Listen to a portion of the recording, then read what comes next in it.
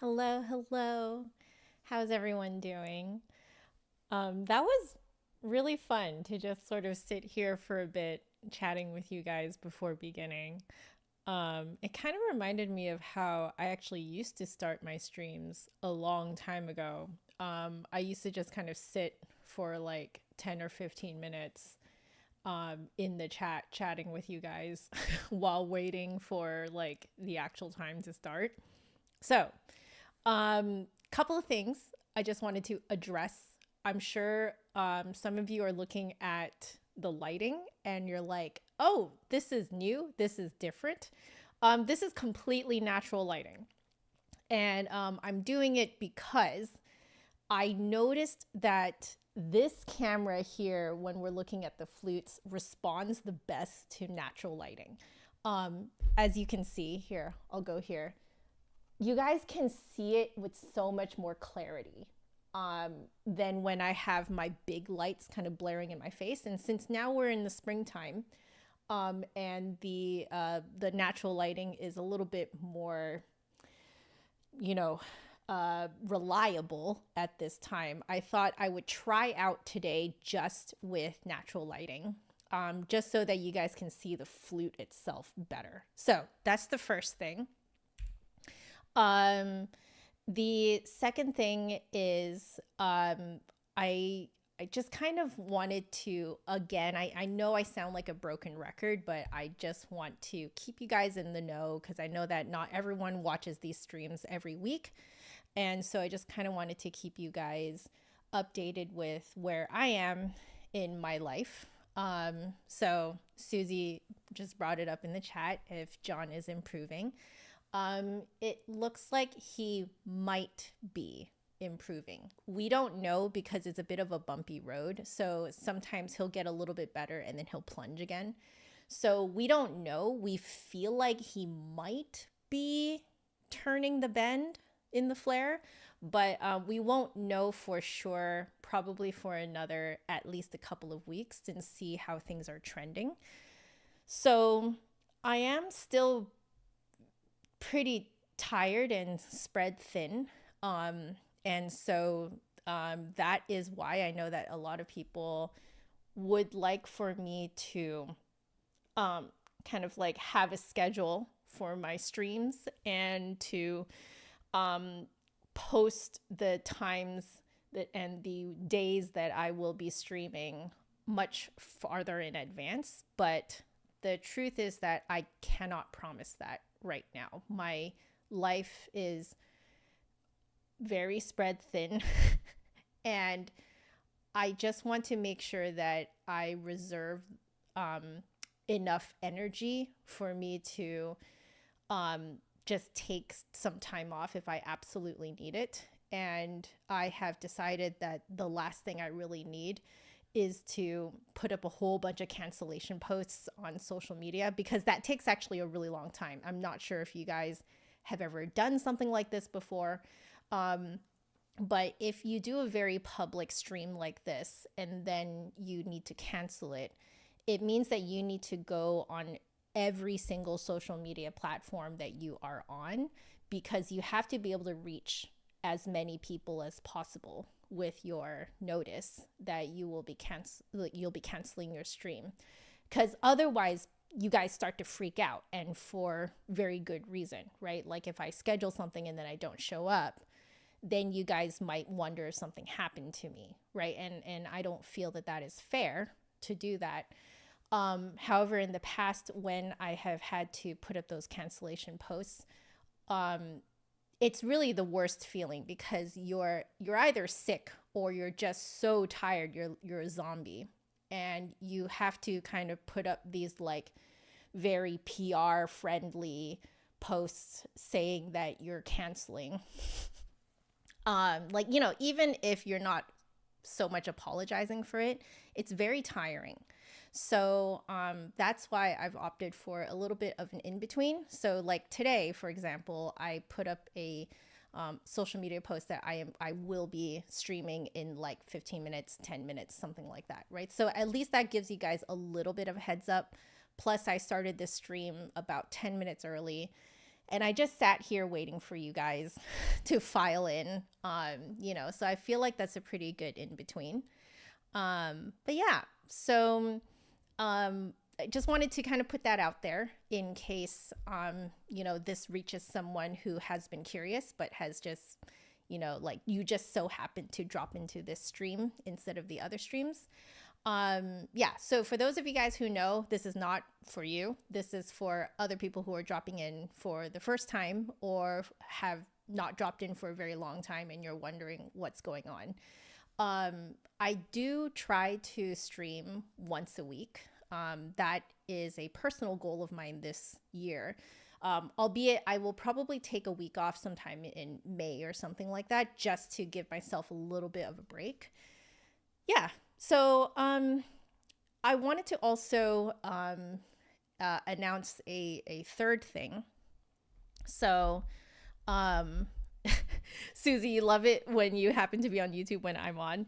Yeah, I know that for me, that's how I feel when I follow people that, you know, that I love watching on YouTube and on Twitch. And I like it when I hop on and they just happen to be on. There is something really, you know, really awesome about that.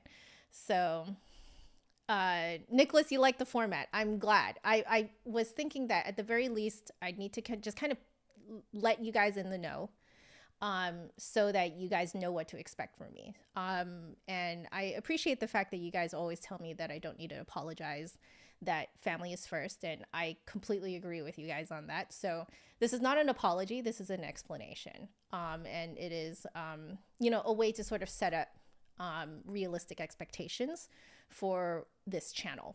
So speaking of expectations for this channel, I have recently found the time and the energy, albeit I am still spread pretty thin, but you know, I'm still working. So part of my working hours, I have decided to go back to my streams for starting this year, and turn my streams into highlight reels. So they're like, I condense essentially my reviews of flutes and piccolos and etc. into somewhere between 10 to 20 minute highlight reels, and they just kind of go over my main points of the instruments. So this makes it so that I don't have to film outside of these streams, because I find that very draining. I actually find that way more draining than just talking with you guys live on camera like this. So, yeah, I have right now, I think like, I want to say like 4 or 5 videos already prepared. So I am thinking of starting to upload them maybe next week, maybe the week after, something like that. And so essentially you guys are going to see old content being uploaded as sort of in a highlight reel style. I know that a lot of people have been wanting that from me, people who are not, you know, they're not big stream watchers, but they still want to know my opinion on these flutes and these piccolos, etc. So those will be going up. So I just wanted to let you guys know that that is happening, so that, you know, you don't see something in your in your subscription box or on your homepage, and you're like, wait, haven't I seen this stream before? Well, yeah, you've seen the stream, but you haven't seen the highlight reel. So like if you wanted to have kind of like a quick a quick overview of my thoughts on an instrument that I have reviewed this year, then those highlight reels are the places to go. So that should start coming out next week or the week after. Again, I'm not giving a hard, kind of deadline for this because, again, I don't really know how my life is going. So it's sort of up and down, but I do have like 4 or 5 videos already done. They are all edited and done. I do need to like make thumbnails for them and stuff like that. So, still haven't really figured out exactly how I want to do the thumbnails. I'm not sure if I'm going to do like the exact same thumbnail as the stream versions or something different, maybe put my face on it or something. I don't know. I haven't figured that part out yet. I've just the only part that I've done is actually just, edited the videos. So that is going to come out soon. And I wanted to let you guys know that was happening. And, again, it's not because I feel like I'm obliged to do it.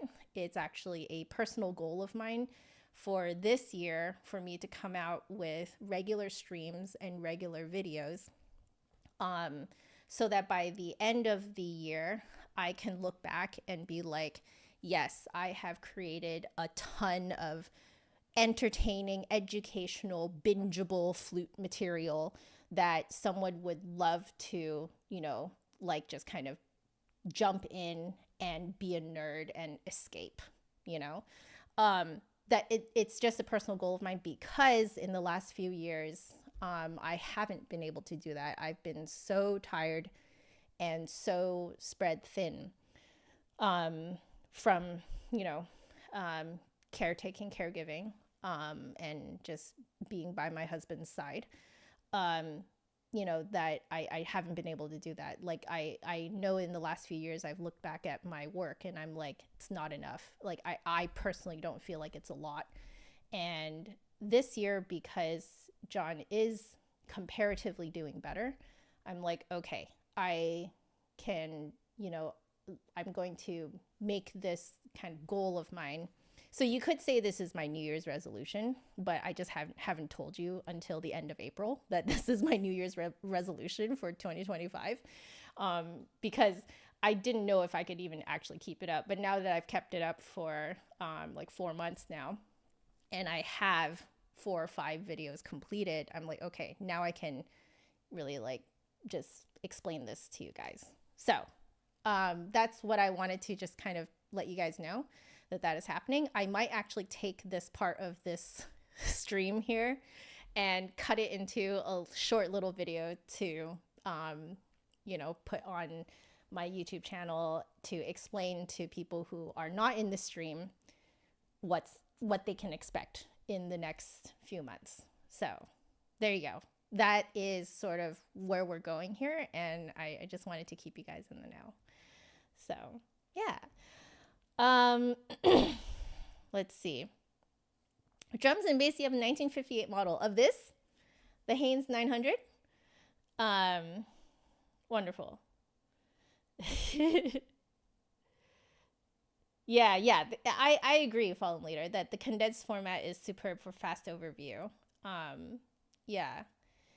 And then once you find one you like, going to the long format stream helps even further. That's interesting. That's really interesting. I mean, I do plan on, of course, linking the original stream that, of an overview is from. At one point I was doing some highlights, but I couldn't really keep it up at that time because I was just so run down, very burnt out, very, very spread thin. My husband has a very great way of saying burnt out. Instead of saying burnt out, he says that he feels crispy. So, I've been pretty crispy in the last few years, but this year I'm feeling like, we're turning enough of a corner. Yes, he's still flaring pretty badly right now, but compared to previous flares, this isn't as bad, but we're still losing a ton of sleep. So yeah. But yeah, that's a very interesting perspective there, Fallen Leader. Thank you for sharing that, because I'm always very interested to know how you guys view my content. And like, I know what I like to make and I know what makes me happy. But it's kind of nice to see, you know, the Venn diagram of what I like and what you guys like, and try and find that middle bit, you know, that makes both of us happy, you know? So anyway, those are all the kind of housekeeping things that I want to, you know, get out of the way first. Right on time too. I was thinking 15 minutes for that would be perfect. So now I'm going to say hi to everyone and then we're going to get started. So hello, Ryan, Susie, Michael, Nicholas. Who else is in here? Victor, Fallen Leader, Miguel, drums and bass. Yes. And cheers, Victor. I do have my water here. Hey, John. Hello. It is quite a joy to play these great flutes. I feel very lucky. Hey, blind guy, how are you? I feel very lucky. It's wild to be able to play these flutes. So I'm excited. Okay. I also wanted to just make a quick mention right before we take this flute out.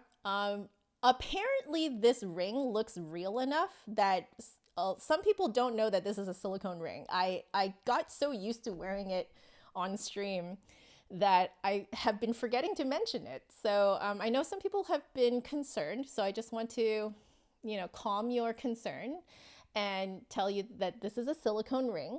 So it will not scratch the instrument or anything like that. So don't worry, it's all good. But yeah, let's get started. So we have in here, I will switch to this camera. We have a Haynes 900 flute. Now, here's the interesting thing. I believe this is new because on the invoice that came to me, it does not say that it is certified pre-owned. Because if it is certified pre-owned, it will say so on the invoice. And it does not say that. However, when I went on the Flute Center website, I cannot actually find a product listing for this, which means I think that this is new. So usually if you're looking at a Haynes coin silver flute, it is usually a pre-owned flute. It's what I believe Nicholas mentioned last week, that it's their kind of their flagship, or kind of their thing. It's their vintage thing. And so Michael also last week reminded me that I have tried certified pre-owned coin silver flutes. So if you guys just search up Haynes in my, I think it's like Haynes under 5K or something like that. If you search up that video, you will actually see me trying coin silver flutes, but they are older flutes. The new flute that I try in that Haynes video is sterling silver. I did actually go back and just kind of skip around and take a look. So this is actually a little different because I believe this is completely brand new. And I was really surprised by it. And because I could not find the product listing for you guys, I actually typed out all of the specs in the chat. So if you want to see all of the specs, please open up the video description below.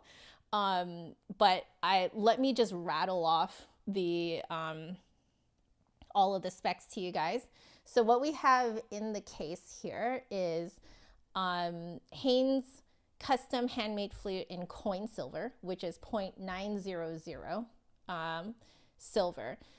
Now, in my old video about Haynes flutes under 5K that featured coin silver flutes, I learned that there's quite a bit of copper content actually in coin silver. So I think I might like this because I'm kind of a sucker for copper. I find it very malleable and it kind of like goes with my tone color whims. So yes, so this is coin silver 0.900, hand cut head joint and body, sterling silver lightweight mechanism. That is such a mouthful. Haynes pinless mechanism, soldered silver tone holes, sterling silver barrel, rings, ribs, and posts. So it's just the tube that's coin silver. The rest of it is sterling silver, which is 0.925 silver. Modern Haynes scale, French open hole model, pointed key arms, gold springs, Straubinger or Pisoni S2 pads. I'm not actually sure which ones these ones are. I'm sure that a flute tech looking at this, if you actually look under here, I'm sure a flute tech could tell. I am not a flute tech. Something that I do want to kind of just remind you guys is that I am also looking at these from the viewpoint of a consumer. And because of that, I cannot actually tell which types of pads these are. So I am showing this to the camera in case there is a flute tech that is watching this and can tell which pads these are. So if you know, feel free to let us know in the chat, or if you're watching this after the fact, let us know in the comments. I think that might be really fun, just to get a professional's perspective. So yes, I do not pretend to know everything. I don't know everything. I'm just here to review how it feels to a consumer. So, okay, 0.016 inch or 0.4 millimeter tubing. So that for a silver flute, that is what's called standard wall tubing. And it's tuned at A equals 442, offset G, split E mechanism, B foot joint, handmade in the USA. This does include a silver custom Haynes head joint with silver lip and riser. But if you get different riser options, that may increase the price because, you might add gold or whatever to it. Okay, now the head joint that we have here is a Haynes 900 14 karat lip plate and riser. So this is 14 karat gold lip plate and riser here. Also coin silver tubing, 0.016 inch / 0.4 millimeter tubing wall. So also standard wall. This one is the Nagog cut. I believe we did actually review the Piedmont versus the Nagog cut several weeks back now. So I might actually pull up the drawings if I still have them, and we can do a little bit of a comparison of kind of what happens when you switch out the tubing for a different material. And then this head joint that's in the lid of the case is the Haynes 900 14 karat riser. Same idea, coin silver tubing. I believe it's sterling silver lip plate. It just says silver lip plate, and usually that means it's sterling silver. And then 14 karat riser, which if you look very carefully, you can kind of see it has a little bit of gold tint to it. This is why I was switching to natural lighting, because I feel like you can see it a little bit better. And this one is also 0.016 inch, 0.4 millimeter tubing wall, standard wall. This is the Piedmont cut, handmade in the USA. So in terms of price, the flute in total with the specs that we have here, currently as of April 2025, the price will fluctuate over time due to inflation and also the price of materials and stuff like that. So as of April of 2025, this flute is going for $16,150. And the Nagog 14 karat lip plate and riser head joint here alone is going for $2,275. Personally, I think that is actually a very, very reasonable price. Very, very, I'm thinking probably really great bang for your buck. But if you get it with the flute, with the purchase of the flute, like it says with the purchase of a Haynes silver flute. So sounds like it's any Haynes silver flute. Then you just add $495 to the purchase of the flute. This head joint up here, the Piedmont cut with the silver lip plate and the 14K riser, this one alone is going for, sorry, I mixed it up, guys. I mixed it up. Okay, I was like, why is this such low price? It's not. I was looking at the wrong one. Let's go back to the Nagog head joint here. So this Haynes 900 14 karat lip plate and riser Nagog cut alone is going for $4,255 as of April 2025. And then if you purchase a Haynes silver flute, you just add $2,475 to the price of the flute. The now going to the Piedmont cut here, which features this sterling silver lip plate and 14 karat riser. This one alone is going for $2,275. That makes much more sense to me. And alone, so that's alone. And then if you purchase the whole flute, a whole flute with it, a whole Haynes flute with it, then it will go for $495. And likely it's because of that 14 karat riser. So yeah, really good.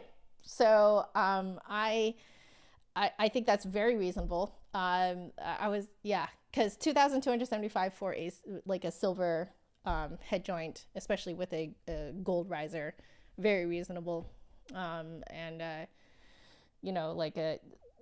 These prices that I'm looking at here, I'm not surprised by. That's kind of how it goes. I bought my flute, which is a 10 karat rose gold Brannon. I bought that one back in, I'm going to date myself, but 2008. And even in 2008, it was going for just under 20,000. And then I ended up getting the Monka head joint, which I think ran me, about 6,000, 7,000, somewhere between 6,000 and 7,000. But now the price has gone up since for the Monka. So with this being silver, this to me is a very, very reasonable price. I know it sounds crazy. Last week we were talking about how flutists get flutes before cars. And this is why, because if you're looking at a professional model, you are looking at least 15,000. If you end up getting a professional model for 10,000, that is an extremely low price. So at least that is in my experience. But yeah, so I just kind of wanted to put that all out there. In the last few months, I haven't been talking a lot about the pricing because you guys can see it in the product link. But because you guys don't have a product link for this right now, I knew that I had to talk about the pricing. So there you go. Have I tried the Stanhope? I believe I tried the Stanhope. Oh, I tried the Stanhope. You're right. I did. Yeah, I did the Nagog head joint. I remember doing the Nagog, but not the Piedmont. Fallen leader, in your unprofessional experience, those are in fact flute pads. Yes, indeed. Excellent.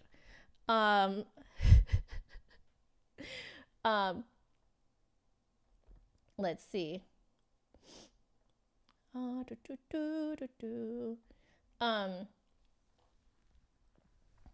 Fallen Leader, thank you so much for your sweet comment here about you like the casual environment that I keep around. Thank you. Making it feel like a family rather than a channel marketing them.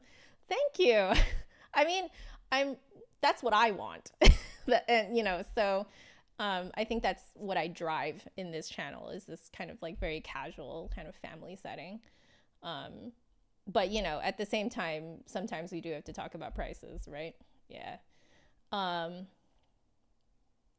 Yeah. So, will tariffs have an effect on flute prices? I believe so, but I don't exactly know how because I'm at the consumer level. And because I'm at the consumer level, I don't actually know what happens in the kind of like the industry level.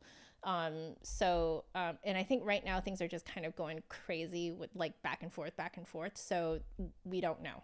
I don't know at least, but at the very least, I would not be surprised if tariffs absolutely have an effect on flutes being sold in the States, for sure.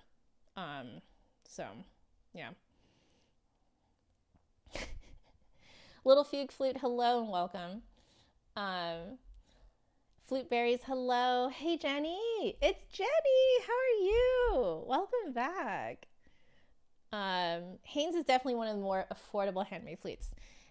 More affordable in the States, as I have discovered. So I was talking with a student in, across the pond somewhere, and they were saying that the American brands, like Haynes, Brannan, etc., they and Powell, they tend to run one very expensive overseas, and also they some brands, some U.S. brands, they're just practically unavailable outside of the States.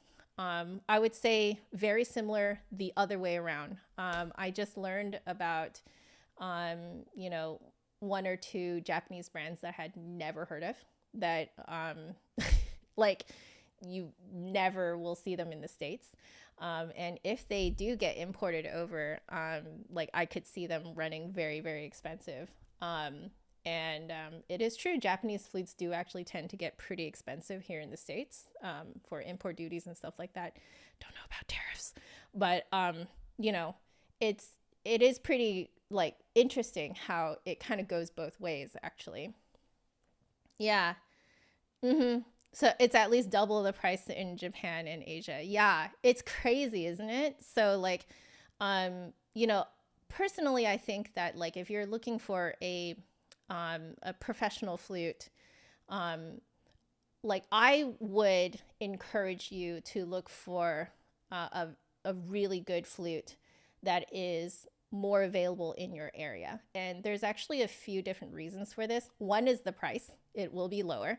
Two is actually that your sound will probably actually better match the people around you, because the American sound is a lot more projecting. It's a lot more kind of in your face. The Japanese sound tends to be a little bit more kind of colorful and sweet. And so if you pair an American sound with like a Japanese sweet sound, they kind of clash. And like, this might pose problems for you if you work as a musician. Because if you work as a musician, you need to be able to match the people around you better, et cetera, et cetera. And so I do actually think that might be one of the reasons why there are trends in the types of flutes that flutists like to buy in a certain area, because you can actually match each other a lot better that way. So, after a lot of nerdy reflection, this is the conclusion that I have come to. And, especially after guiding a lot of my students overseas in purchasing flutes, this seems to kind of be the trending thing, is that like, one, the price is lower, and two, you match the people around you so much better. Reason why a lot of Europeans play on Muramatsu. There you go. Yep, exactly. So, it's just kind of, it's one of those things that like I always ask people, like, what do you want the flute for? What do you want the flute to do for you? Who are you going to play with? What type of music are you going to play? Right? So all of your answers to all of those questions will absolutely shape what kind of flute you end up purchasing. I ended up purchasing a flute that I don't actually think works very well as like a soloistic instrument, nor do I actually think it works extremely well in like an orchestral setting. I think it pretty much only works well in two things, which is me playing by myself in a small room, and two, playing small like chamber ensemble stuff with other people. But the thing is, that's how my life has ended up anyway, and so it works for me. So that's kind of like there are you're going to find out that you actually match a lot of flutes, but it's like how is the flute going to serve you, and how is it going to further your exploration, your hobby, your career, whatever it is that you have. But yeah, so just some food for thought, I think like I did quite a few weeks back, I did a comparison of my current head joint, my old head joint, and my old dream head joint that I didn't end up getting. And on all three of them, you can absolutely hear sort of like alternate universe versions of me. So, like if I had gone more, orchestral and solo, the Lafon probably would have been better for that.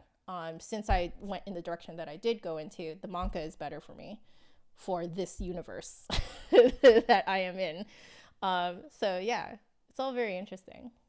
Yeah, there you go. See, you guys are also like, really thinking about what you like and what sound you like. So there are plenty of American flutists who prefer the Japanese sound, and that's totally fine and fantastic. Like, again, it's like, how is this going to serve you? Like, are you playing for your own enjoyment? If you're playing for your own enjoyment, please get a flute that you like.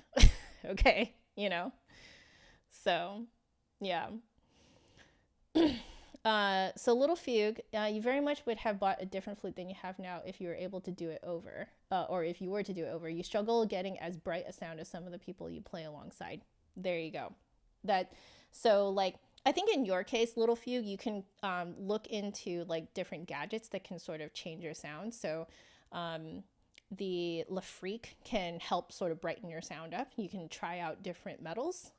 Generally speaking, you want to try out more the silver Lafriques because that can really brighten up your sound. You can also look into just swapping out your head joint in the future to something that is brighter and can sort of kind of like put your flute into a brighter sound in general. You can kind of see what happened to my playing too, from my Manca, Brandon Modern Cooper, and Lafon three-way comparison. So and I will eventually get to an overview highlight reel of that stream. For now, it's just a big long stream, but you can go back there and see how like it really shows off like the alternate versions of me, so yeah, exactly. Oh, you guys. Hi, Dana. How are you? Hello, Justin. Okay, so I've talked way too much. I really need to get into actually playing this. I hope you guys don't mind. I really got into a nerdy streak there. So we're going to put this together. I think what I'm going to start with first is the Piedmont cut, because I believe I have not ever tried that before. So let's give it a whirl. Again, for anyone who's coming in and is seeing my ring, it is silicone, so don't worry. I am not going to scratch the flute or anything. There we go. Okay. So looking at the Piedmont cut, I'm immediately struck by just how rectangular it is. That's actually kind of, it's almost like hilariously rectangular. Yeah, there we go. And there. I have to do the, yeah, we're doing the makeup way of doing it. But yeah, you guys can see how insanely rectangular that is. So I'm going to guess, it's very large too. So I'm going to guess very, probably very free blowing, very, probably pretty loud, I'm thinking. Big sound probably. So we'll see. Okay, here we go. Ooh. Oh, interesting. I wasn't really expecting the open holes to feel like this. Have Haynes, I don't know, I almost feel like it fits my fingers a little better. Like the holes themselves, the open holes themselves. But I do feel like I have to like kind of stretch my fingers out a bit. I've always said that Haynes, to me, always feels like a really big Brannon. So, oh, interesting. Yeah. Quick response and free blowing. That's what I'm thinking, just looking at the head joint. Okay, let's see how it plays.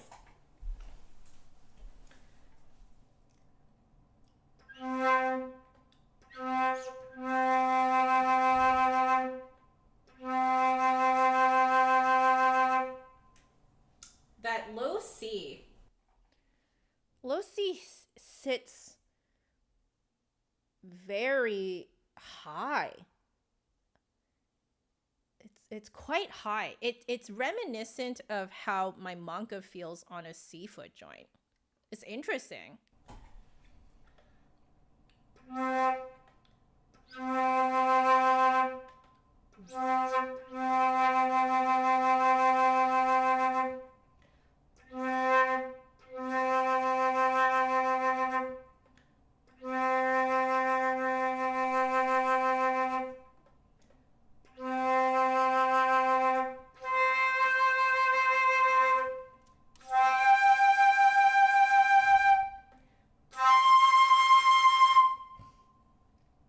Oh, excuse me.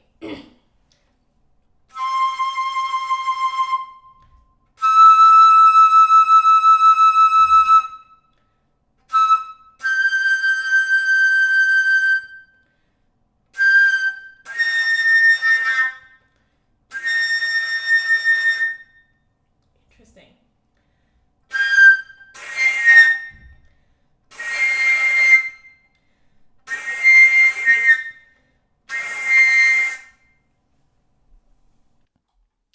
I'm wondering if the high C is what I call the outlier harmonic that sits lower and more forward. I'm not sure, so I'm going to kind of fish around right now.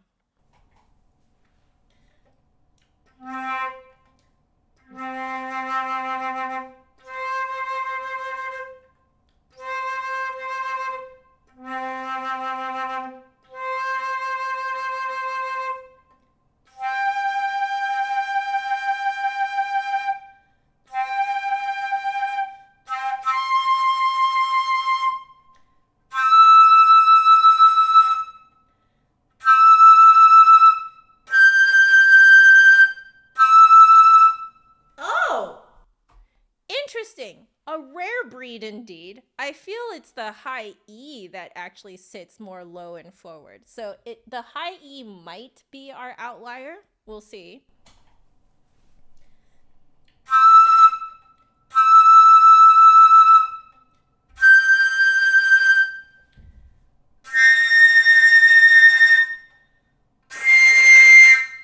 Okay, I think I got it. So let's do a little bit of drawing. This is a very forward flute. Very forward cut. Probably not that surprising considering it's so forward, it's so projecting. In a previous stream, someone was mentioning that a lot of flutes that are designed to be projecting tend to be more forward playing.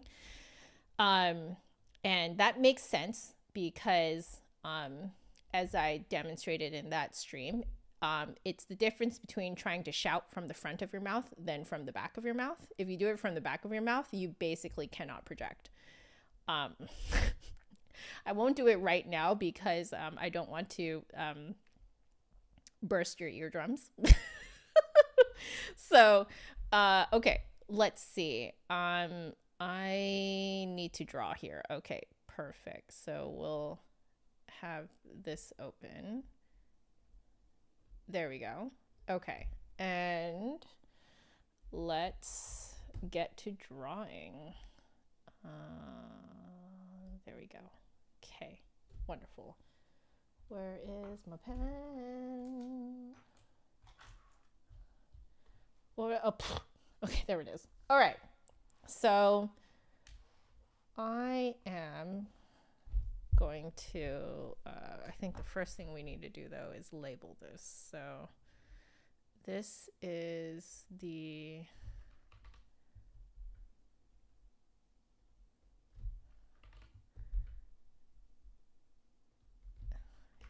Haynes 900 coin silver plus what do I call this, 14K riser Piedmont. There we go. Maybe we go plus 14K riser Piedmont head joint. There we go. Okay, wonderful. So now let's I'm going to approximate where I'm feeling the air spin, like where I need to keep the space open. So our low C is like here. I'm going to go back and forth.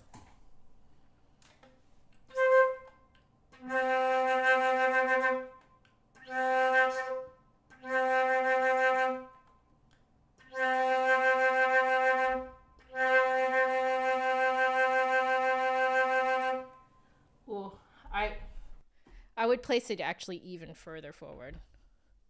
Woo! It's a forward boy. It's like out here. Okay, and then the one octave above.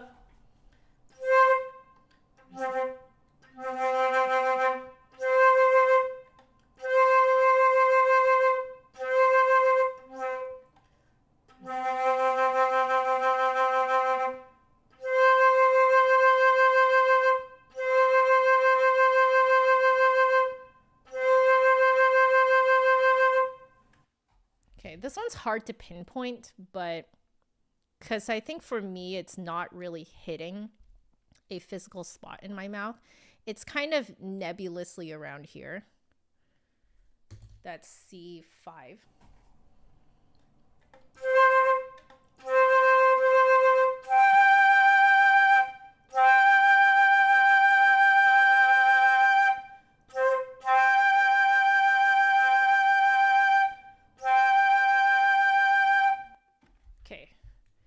G5 closer to the teeth, just a hair closer.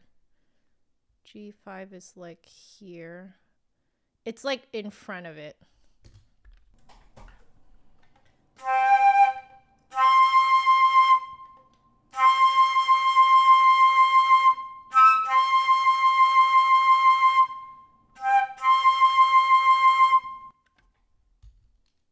So what's particularly interesting is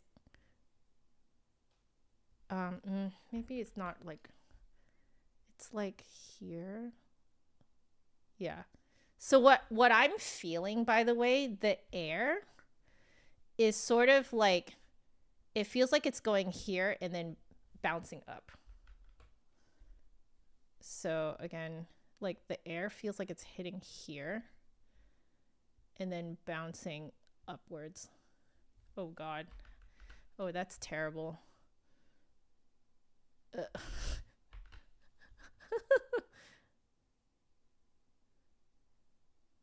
Like that's how the air feels like. And so it'll bounce up to these spots that I'm marking here.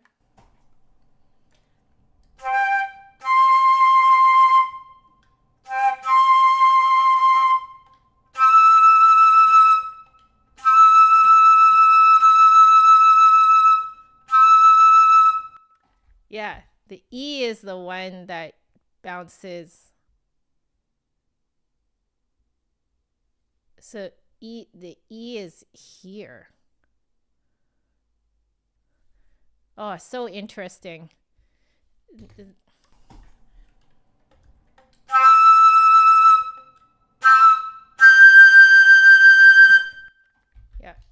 And then the G comes back up here.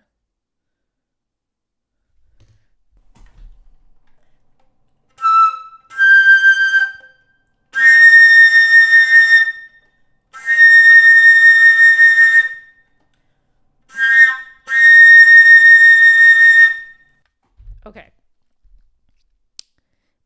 A little hard for me to access, so this might be better for someone with a like a bigger mouth.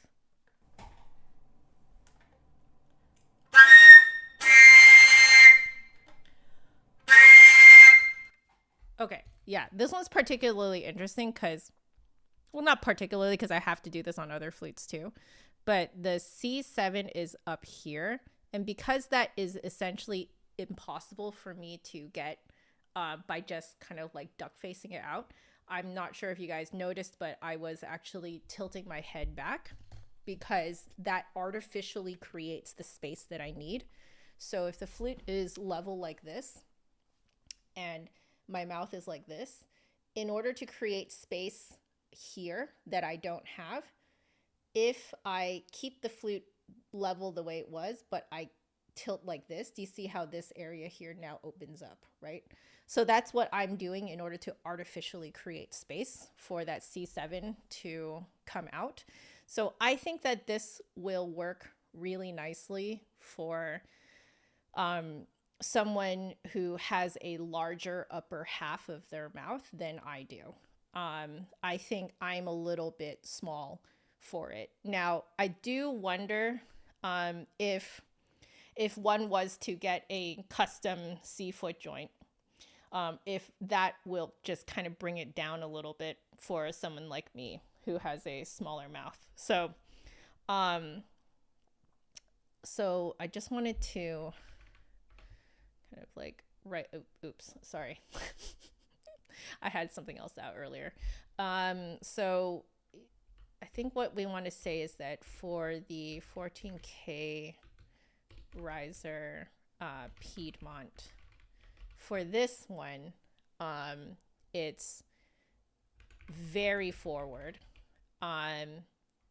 in front of teeth. Like everything is in front of teeth. This is reminding me of the whatchamacallit, the Louis Lott flute, the vintage flute that we tried several weeks back.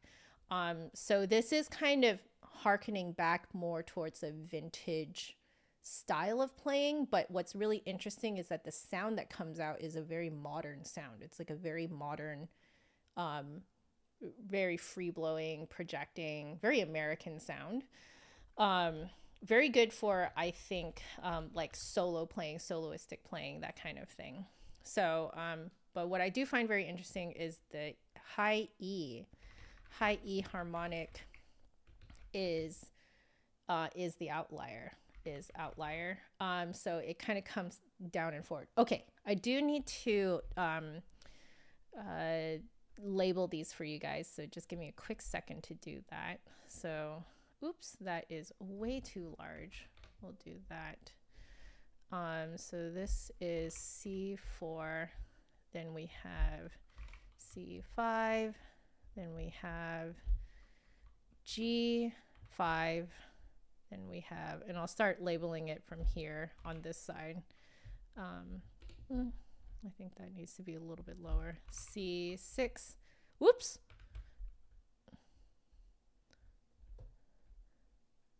C6. This one is E6, which is super interesting. I find that to be very rare. That really doesn't happen very often. This one is G6. This one is B flat 6. And then this one is C7. There you go. So that's our map that we're working with here.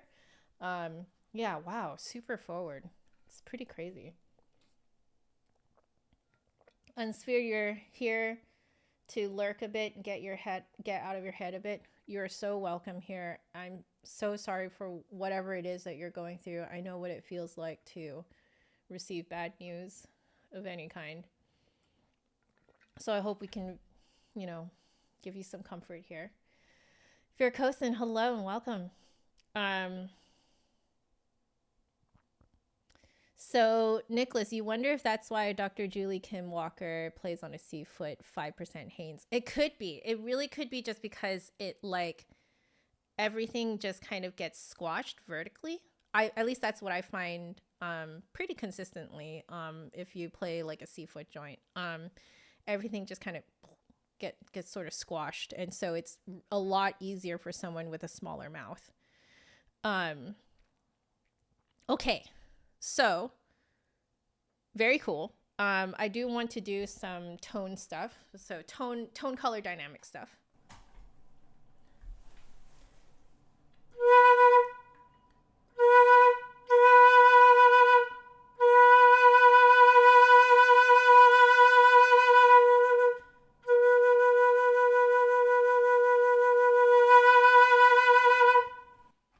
Very typical. I'm actually starting to wonder if it's not typical, but it's like there's more of a chance of it working like this if there's copper content, more copper content. I'm actually wondering, I've been starting to wonder that, because now that I am plunging myself into review after review after review, I'm starting to kind of get a better idea of exactly how these flutes are different from each other.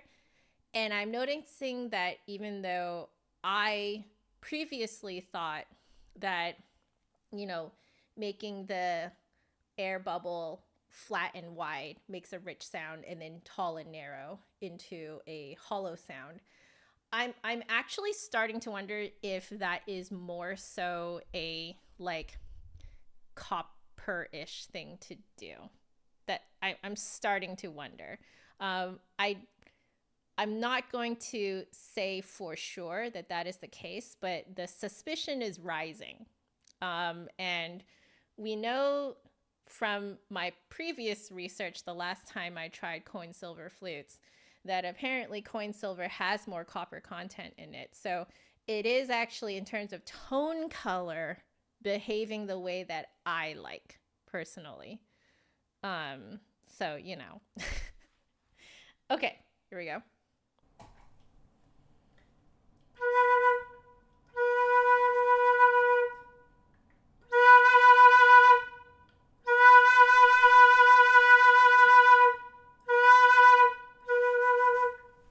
Yeah, it just goes with me. And I think it's because I like it. So, it's so for your air bubble, let me there. So your air bubble is for a like a really rich sound. Your air bubble goes really wide. And then for a hollow sound, your air bubble goes really tall and narrow, like this. And then sort of your in between. Let me see what's the in between shape.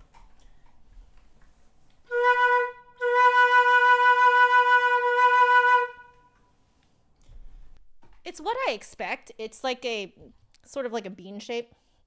Is sort of your middle of the road, the kind of rich sound. So your middle of the road rich sound is like that. Oop.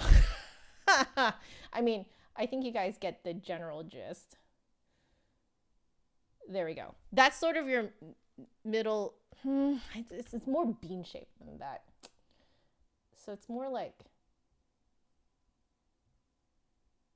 that, which is interesting because essentially what this is telling me is that this is, by the way, let me move this. Just gonna move it so that you guys can see it a little better. Okay. Let's see there. And then I need to fill that up. Okay, perfect. So, at least I feel like this is a combo of what I expect how I expect a silver flute to play, and how I expect to manipulate tone color. So like on essentially my flute, which is a 10 karat rose gold. So it's interesting. It's sort of like a cross to me between like silver and what I would expect of a like a, you know, copper gold, rose gold kind of feel, which kind of makes sense. We have a 14 karat riser in there, so it's probably giving it more of that sort of like gold kind of behavior and like tone color response. So yeah, I think this is a very interesting combo. Let's try 1 octave higher.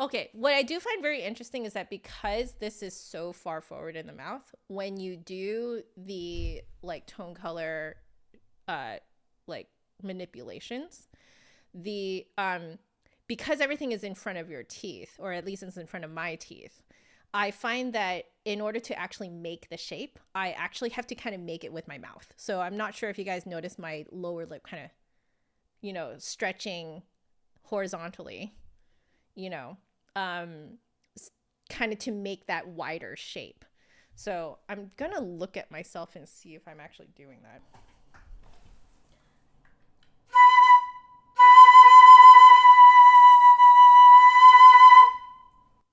Yeah, I am. I totally am. That's really interesting. I think that you can kind of see better what I'm doing. Because everything is so forward. Yeah, super interesting. Let's now fiddle with maybe articulation. See what's going on there. Oh, that was mostly tone color, wasn't it? Dynamic wise, I think it's just the size of the air bubble. See.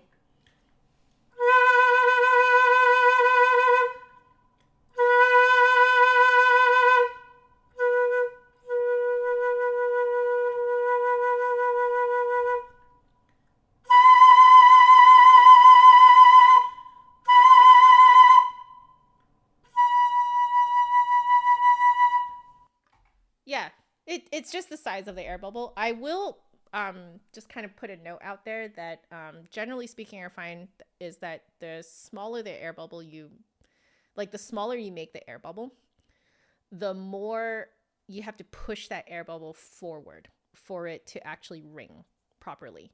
The nice thing that the nice kind of side effect that this does is it raises the pitch a little bit too, because you are kind of like sticking your lip forward as you're doing it. And yeah, that sort of like angles the airstream a little bit better for you. So you're actually playing more in tune on top of having a nice kind of natural ring to the sound, even though you're playing soft. This is a concept that's like kind of confusing to get your head around, especially if you are first encountering this in music school. At least this is what happened to me. Was it took me a really long time to understand that you can play soft but still project. And what it is that it's like volume wise you're playing really soft, but there's this kind of natural ringing sound, kind of open sparkly ringing sound in the actual timbre of how your tone color sounds, and that ringy sound will travel even though you're playing soft. And yeah, if you want that, you need to push that air bubble a little bit forward. I do notice that this is the case on pretty much every flute I've ever played, so I do think it's a common denominator amongst all flutes, but I thought I would make a mention of that too. So okay, let's now actually do articulation. So here we go.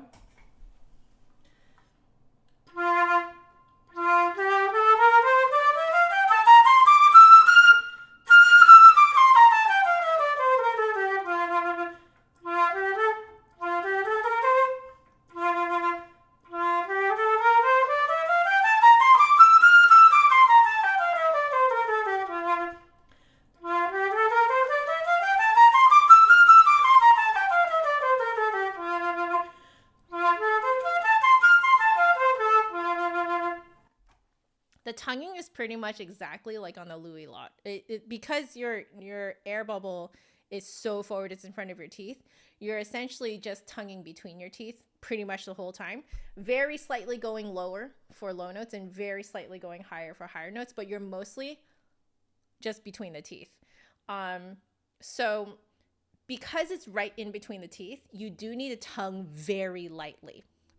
If you tongue too harshly, you're going to end up with a very kind of fluff sort of sound. So think more in terms of saying la la la la la. If you think la la la la, like if you look la, right? What happens is your tongue starts out forward first and then retracts. That's actually how you want to tongue against any surface, in your mouth. But I find the most important between the teeth. If you have to tongue between the teeth, you have to think of it more like la la la la la la la la la. One, you can go a lot faster, as you can see. And two, it is way lighter. So I will put that here. So this is what I personally am thinking of as more or less like vintage tonguing. So I'll put that here. Vintage tonguing, which is more of a la la la la la la la la la la la la la. Yeah. Okay. So it's very, very, very, very, very light.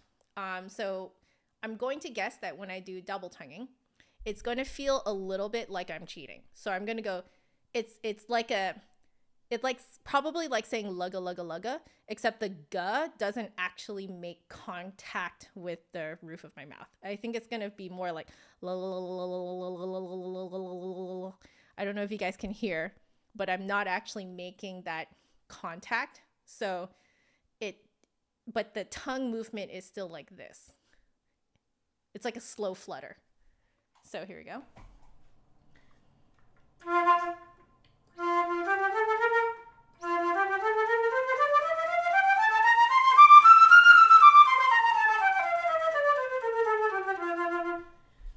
You hear that? Nice and light.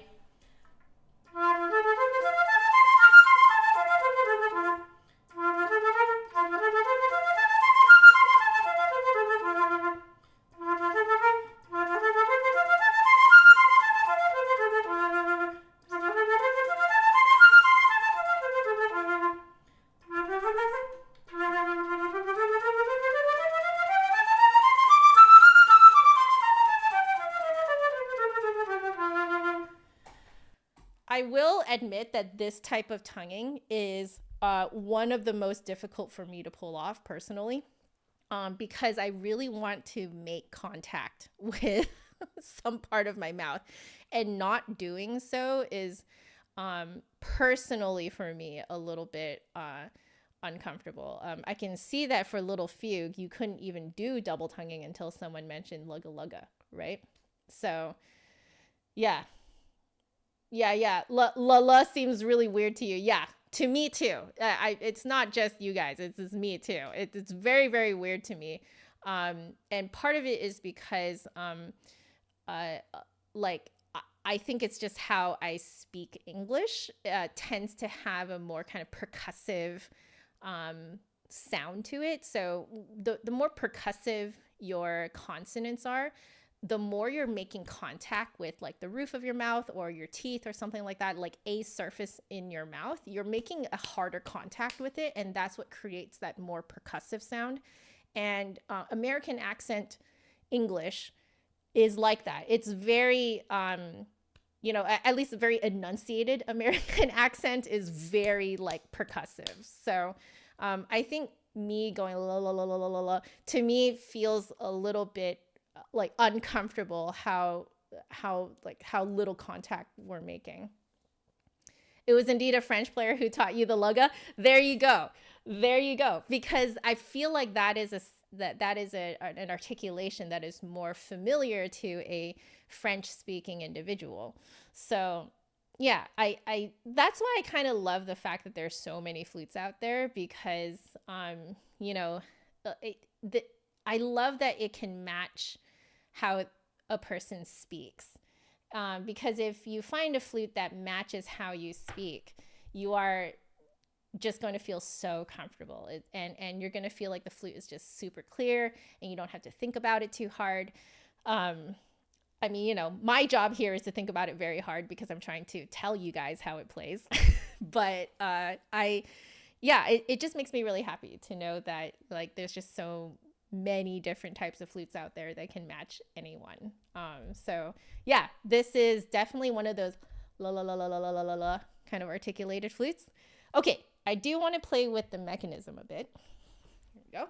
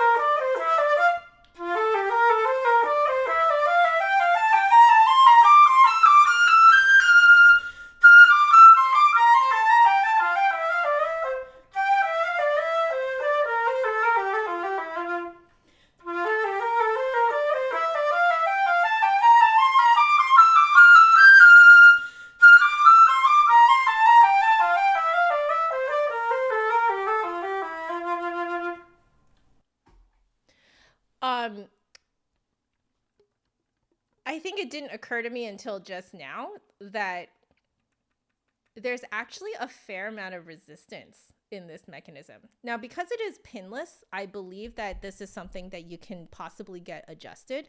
But the flute, as I am playing it right now, with the way that it has been sent to me, I'm noticing that it has a very even, slightly more than medium resistance actually across all keys, including like the pinky, the G sharp key. Wow, even the B flat lever. The trill keys have wow, quite a bit of resistance. So they all are very even. And like, so it's just that I think for me, I think I am unused to the amount of pressure that I have to push down on them. That's what I'm not used to. This is one of the most resistant mechanisms that I have tried, but it's very even. So I think if you find yourself to be a very heavy-handed player, you might really like this. So, however, I do know that for pinless mechanisms, in general, I hear that they can be kind of adjusted to the player. So, but yeah, this particular one is very resistant. It's like slightly more than medium. I wouldn't say it's extremely resistant, but I can feel it. It's resistant. Very good for a heavy-handed player. Very, very good for a heavy-handed player. Like you'll feel like you have something to push against, which is really nice. So, interesting. I'll try the auxiliary keys too.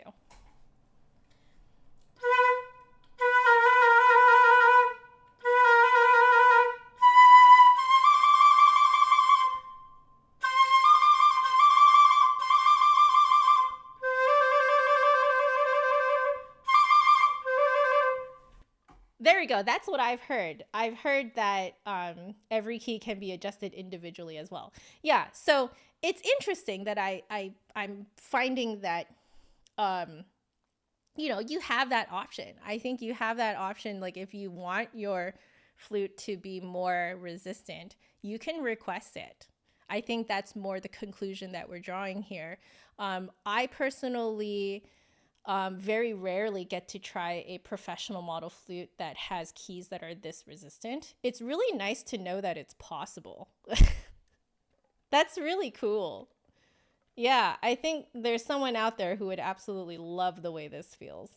Yeah, so, like if you like the way a flute sounds, and it is pinless mechanism, but you're feeling like it's not, the key work isn't resistant enough for you, you can request it. Perfect. Okay. So I do want to very quickly play through a few tunes. You know, again, we're going for things that are not DMCA'd. Last week's got DMCA'd for a few days, but I disputed it. Someone claimed that I was playing their recording of the CPE Sonata in A minor. I mean, I guess it's a little bit of a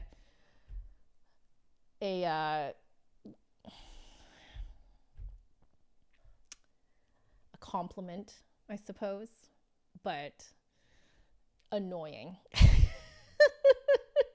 So we're just going to do the Genshin Impact main theme, just because it goes middle, high, low, just to kind of, and I usually find that it's pretty good for testing like intonation and stuff like that as well.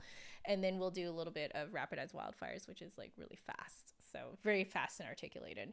Okay, here we go.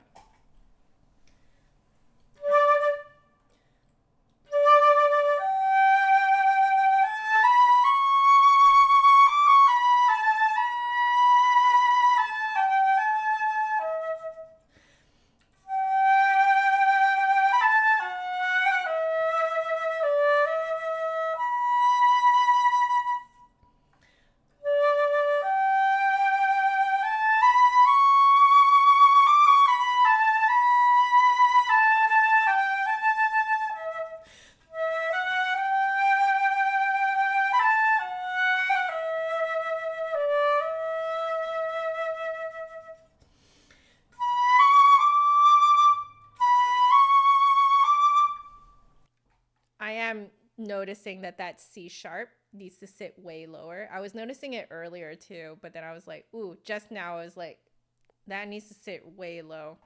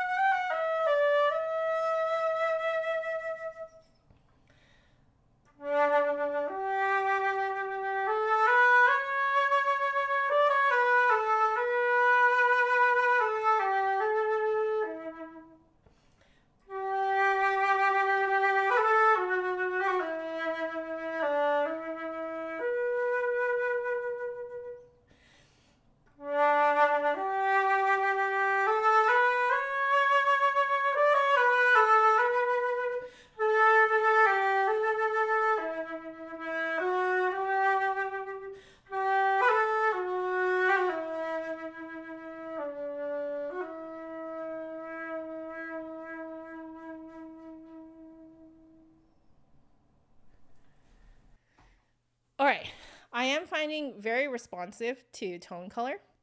But yeah, that C sharp especially, I find that the lower C sharp, like the C sharp 5, I don't have to correct as much. It's C sharp 6 I need to correct a lot. I have to aim much lower.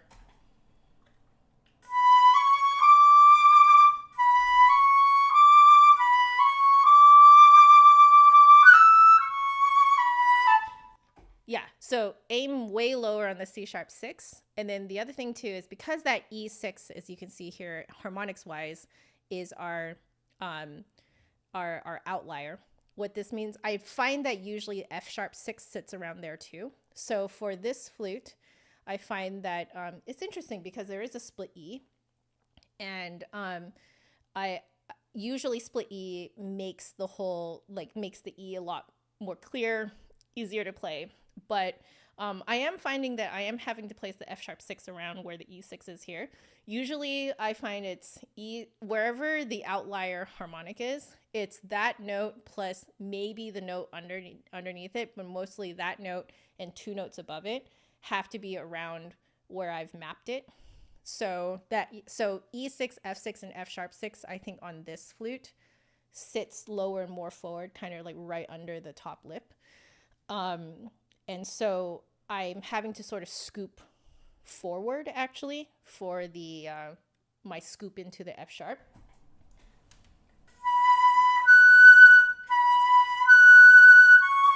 Yeah, you can even see my lips actually kind of scooping forward for it. And then for the A6, it needs to sit where around that G6 is, which is higher in the mouth. And what I did, because I can see from my mapping of it that I almost have no room there, and because it's really soft, that air bubble needs to shoot more forward, which I definitely have no space for that. So I actually, again, I don't know if you guys noticed, but I tilted my head up a little bit, really like duck faced it, so that I can kind of create the space that I need. So I'll show that to you guys now.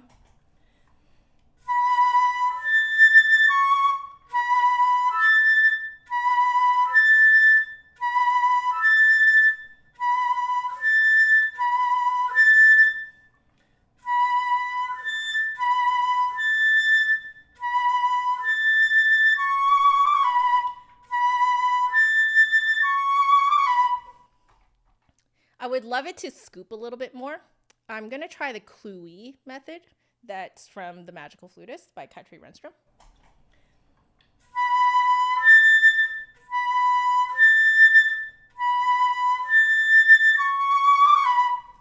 Yeah, better scoop. So like I would practice that if I was on this flute. But yeah, like I was staring at my map while playing so that I could keep everything in the correct spot. But now I'm going to play Rapid as Wildfires, which is a lot more articulated. And we'll see if, you know, if I can kind of like keep everything in mind here. So, oops. I think what I'm going to do, hopefully you guys can see that just fine. Yeah, looks like you guys can. Okay, so I'm going to keep it open on my desktop and kind of stare at it while playing Rapid as Wildfires.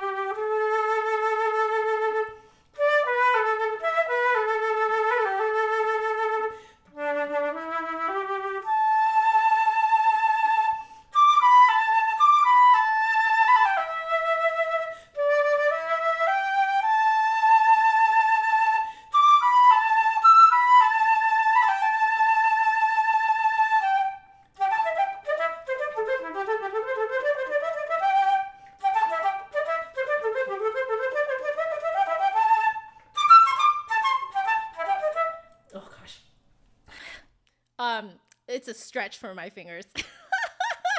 Woo!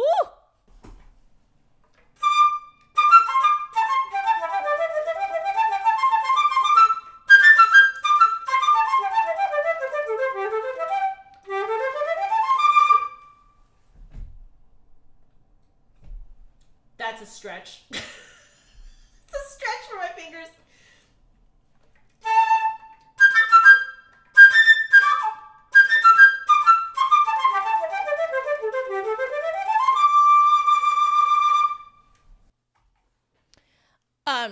Very forward. I feel that I'm mostly playing with the duck face. The other thing that I'm noticing is that the low A also to me sounds like where I'm currently aiming it is a little flat. So I'm just going to experiment with that a little bit.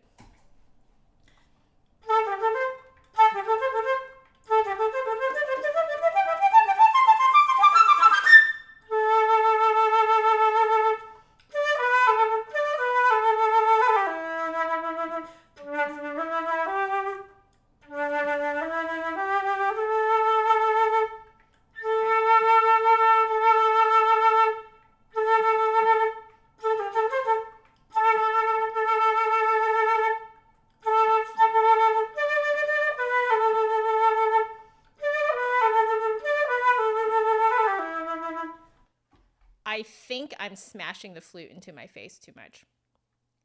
I think so.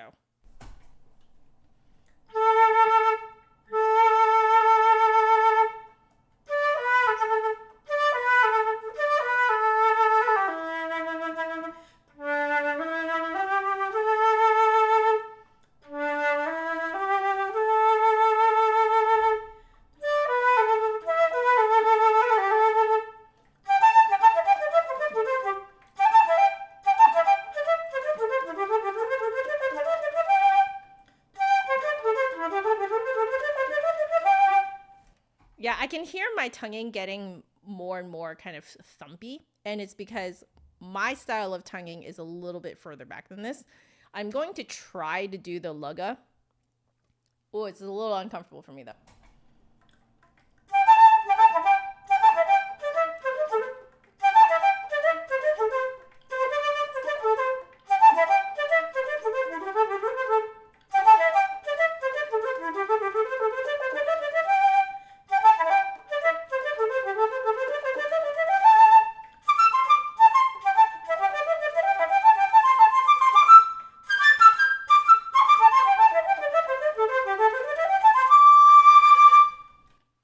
I think that was better. It just didn't sound as thumpy to me, but I'm not sure if you guys can hear how uncomfortable I am actually with it. It's really hard to keep up.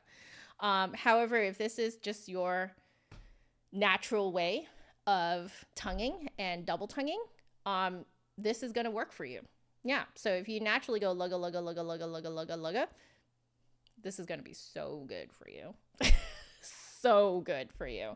But it is it's very, very forward. Yeah. Almost a Deedza like quality to the sound. Thank you. That's exactly what I was going for, actually. It is actually played on a Deedza, this part. So I'm glad that I could get that tone color out. So I will say the tone color manipulation on this thing is very responsive. And it's really, really great for that. It's just very forward. Woo! Very, very forward. Yeah, that vintage tonguing is real on this one. Okay, so let's see. Is A equals 442 hertz the standard for flutes? It is a standard for flutes if you are playing in an area that tunes to A equals 440. And the reason for that is to give you enough space to push in case you need to, like in case it's cold or etc. So if you push in the flute, you make the whole tube smaller. And because of that, the tone goes higher, like your intonation goes higher. And that's really good if it is very cold and your whole flute is playing really flat, right? You want to go sharper. So you need that space to push in. And that's why the standard for the tuning of your instrument tends to be 2 hertz higher than the area that, like the hertz, the A equals 440, whatever, that your area plays in. Yeah. The 440 and 445 can be custom ordered. There you go. Exactly. Yeah, yeah. Mm-hmm, mm-hmm. Okay, wonderful. I really want to take a look at the second head joint now. We're not going to have to worry too much about the mechanism and stuff like that this time around. So we're mostly going to be looking at, we're going to map it, and then we're going to see how it's different. So as far as I know, there are 2 things that are different. One is that the cut is the Nagog cut, which I have reviewed before. And then the other thing is the lip plate is also 14 karat. Looks like it is rose gold. So I'm just going to set this off to the side here and then give this a whirl. I do want to grab my, like, I want to see if I saved it. I'm not sure if I saved it. So let's see. It was a Haynes custom 14K, right? Yes, I have it. Perfect. So I am going to pop that into my my little paint thing here. Okay, wonderful. So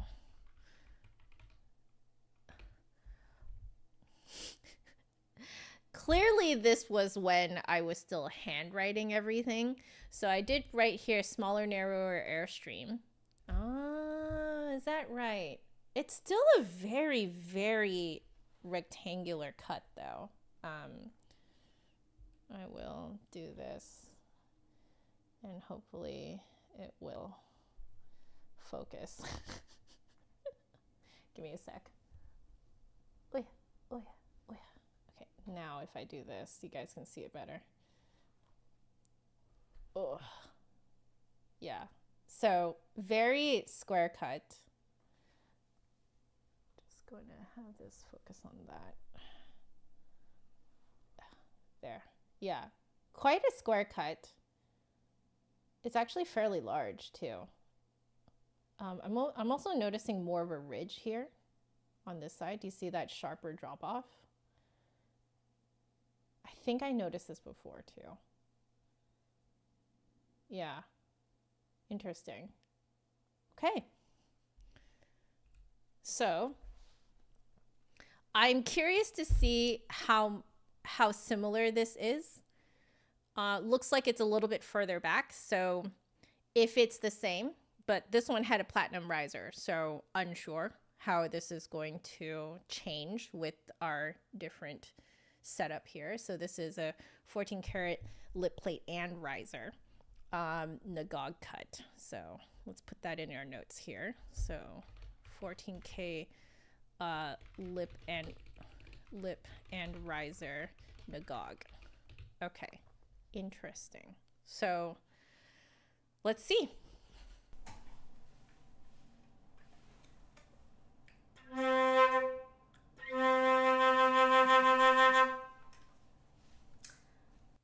I'm looking at this map that we already made from last time, and it does seem like the low C wants to sit there.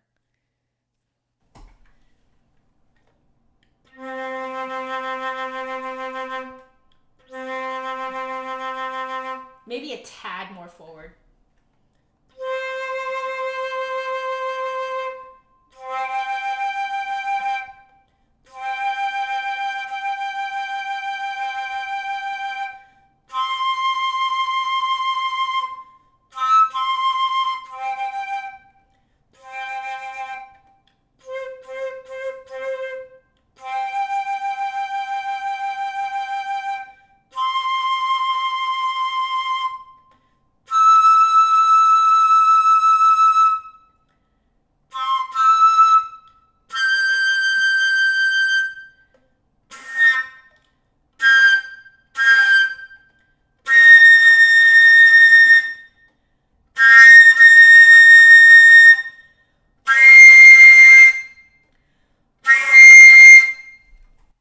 Very slight differences, but very similar.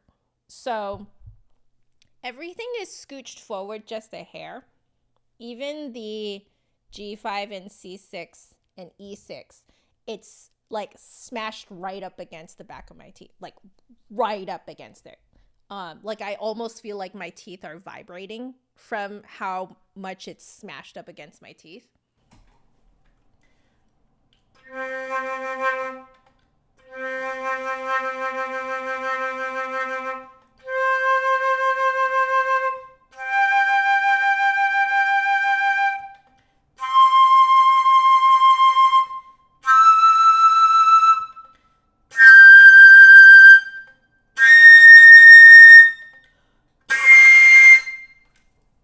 Okay, some differences.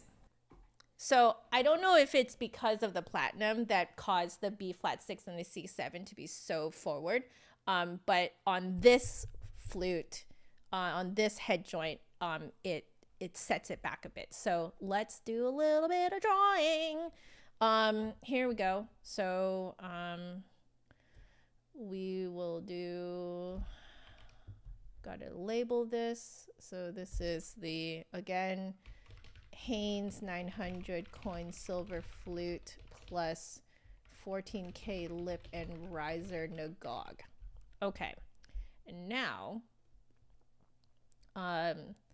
so here, that's where the C4 was.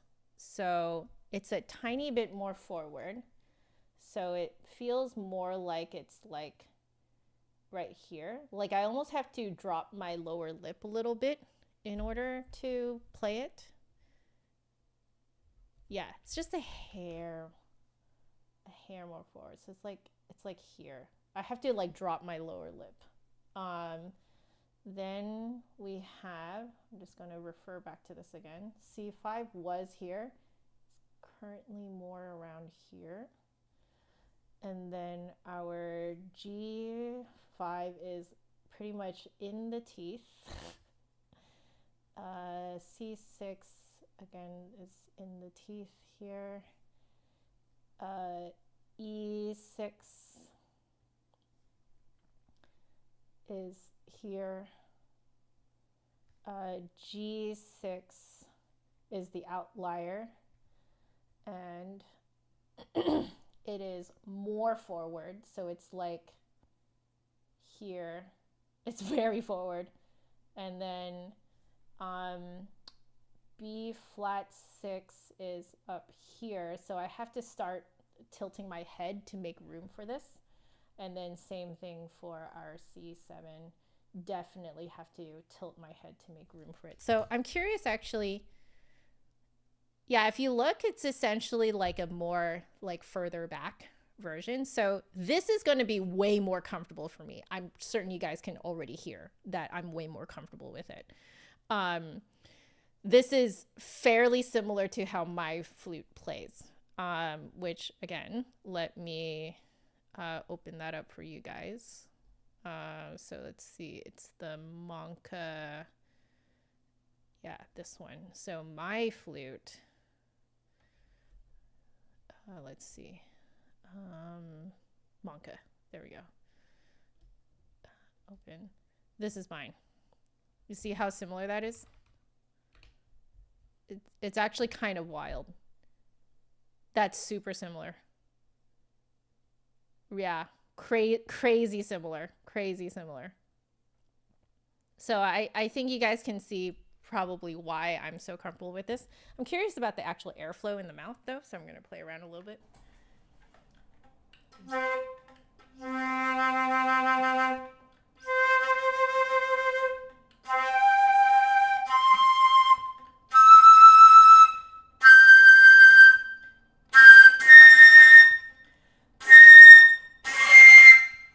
Same as before. So I think that is like just the quality of the flute itself. So you see on this one, I drew a little arrow for the airstream, kind of like how the airstream feels inside of the mouth. It feels like it's bouncing down into the space behind my lower front teeth and then bouncing up. So not all flutes feel this way. Some flutes kind of feel like just kind of a straight horizontal jet forward. But this one doesn't. This one has that, like you actually feel the air going here and then bouncing upward to kind of like hit these various, you know, like spots, etc., etc. Okay, so you do have to keep that space behind your lower front teeth quite open on this flute. I think it's just the actual coin silver like body and foot joint that makes you play this way, I feel. So but yeah, this is like a version of it that I think feels a lot better for me. You can definitely tell the difference in the sound. Yeah, you can definitely tell I'm more comfortable with this, right? And very easy to see why, because this is how my flute plays. So okay, let's do some tone color manipulation.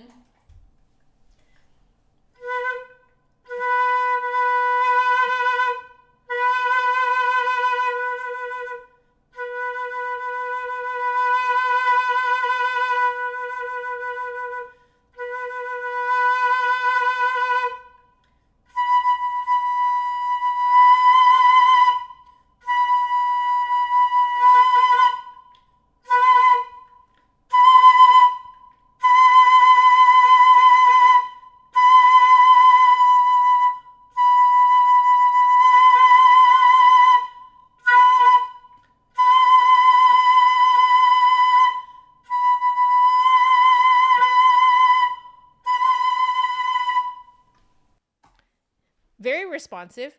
It is further back, obviously, compared to the other head joint, especially higher up. But so I find that you do need to focus a little bit more on sort of like vowel shapes, because it's further back in the mouth. So I'm really thinking E, like a very high E. So if you say E and you vibrate it around where I have located it here. Actually, let me very quickly label these for you guys. Oh, that is way too big. So this is C4. This is C5. Oh, sorry. Yes, it is. Okay. Whoa. Woo. Nearly like just kind of was like, what? C6, and then this is E6. This one is G6. Oops. And then we have B flat 6, and then we have C7. Okay, cool. So now we've got our map. Yeah, because especially the higher notes in the middle register and higher tend to be behind the teeth.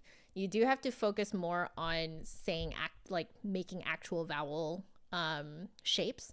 So E O E O. So you can kind of do what I'm doing right now and practice on your own. You want to vibrate the feeling of you making that vowel sound where I've mapped it according to which note you're playing. So I am playing a B6, which is right under where the C6 is. So I'm making sure that I'm vibrating my E vowel at that spot behind my teeth. E, and you'll find that like you can actually sort of move this. So if I move it lower, E,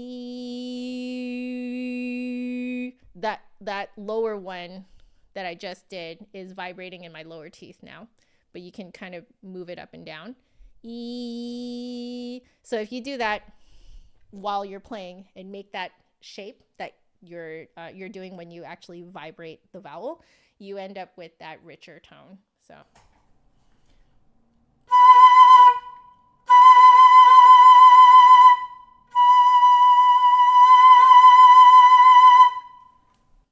Yeah, so because it's further back, you will definitely need to rely more on actual vowel shapes and stuff like that. So I will say here, actually, this is a great way of putting it.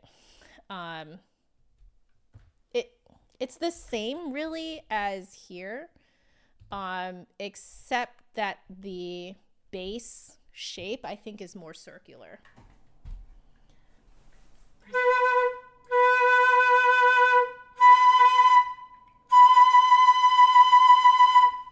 Yeah, the base shape is like more circular. It's probably because of the presence of more gold in the lip plate. Like the whole lip plate is gold. So because of that, I find that gold tends to round out the shape of your airstream coming out of you. Tends to want to be a little bit more round.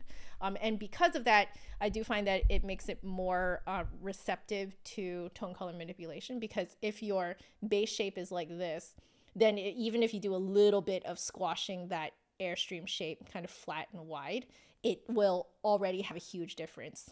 And then also the other way too, if you just kind of squash it inward, make it narrow, then it'll take on that more hollow tone. So let's do a little bit of drawing here. So our rich sound is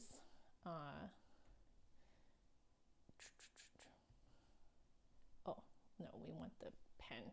So our rich sound is like this, and then our base shape is more like a circle.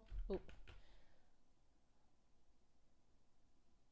And then our hollow shape is more like this. There we go. Yeah. And then I will label the like this is saying, oh no, you guys are not going to be able to see that. So this is, if we use red as well, E, and then the other one, oops. Okay. This one is E, and then this one is oo. Yeah, more concentrated on actual vowel sounds, and then it'll be easier on this particular head joint because you're manipulating things further back in the mouth. So we'll put this in here. Further back in mouth, right behind teeth, and because of that, tone color equals more emphasis on vowel shapes. Yeah, cool.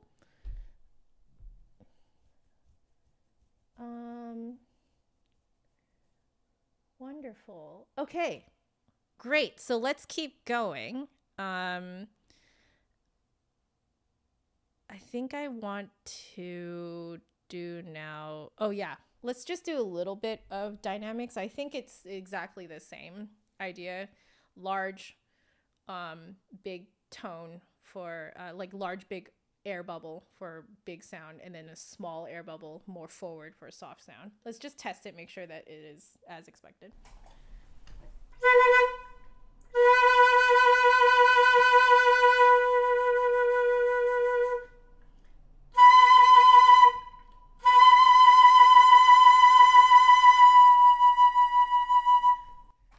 Yep, as expected, nothing crazy.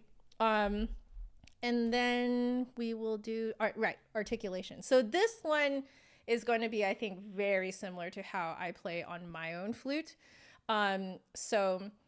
Still light, but it is more or less, with the exception of your lower notes, your middle register and above is going to be more or less behind your front teeth. So you always want to tongue and have the front of your tongue hit right behind where the air bubble sits, or aim around there. Anything in front of the teeth, I find you're mostly just tonguing between the teeth like that. So let's try this out.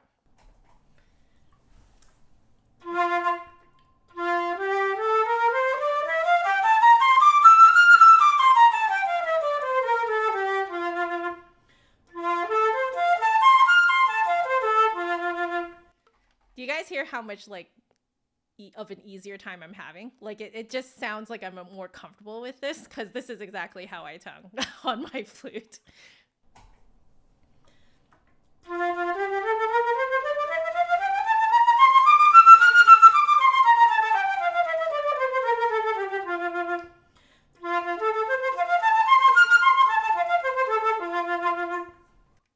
There we go. So this is more of a true, to me, double tonguing in the American kind of more or less most popular way to teach double tonguing, which is ta-ka, ta-ka. So the ka is definitely against the roof of the mouth and very light, but it is much closer to a true ta-ka, ta-ka rather than a lugga, lugga. So I will say this is a light and forward ta-ka, ta-ka. So light and forward ta-ka, ta-ka. And yeah, so it's to me it's way more comfortable, which I think you guys will hear very soon. I'm just going to now play some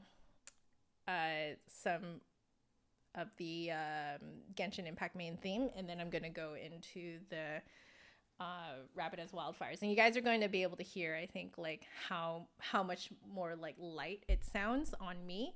So sorry, there we go, now it's focused on my face. So it's going to sound a lot lighter than the previous head joint, and it's really just because my tongue wants to be a slightly further back. It wants to be behind my teeth, kind of going up and down like that, but If you do that on a flute where they want you to articulate further forward, you're going to have that really thumpy sound, delayed tone coming out. You'll hear the tongue first and then the tone. And then, yeah, like you're just going to hear, it sounds very heavy as well, and harsh. So, but you'll notice that when I play it on here, the tonguing is going to be like, it's going to sound super light. And it's just because that's where this head joint likes it to be. Here we go.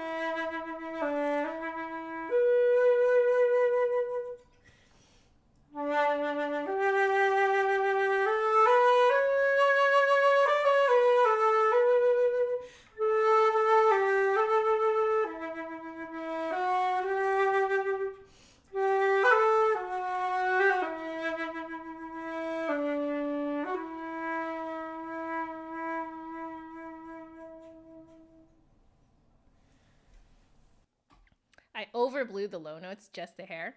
I will also say, I think it is just the flute itself. That high C sharp, the C sharp 6, definitely needs to, we need to aim a lot lower for it to, to keep it in tune.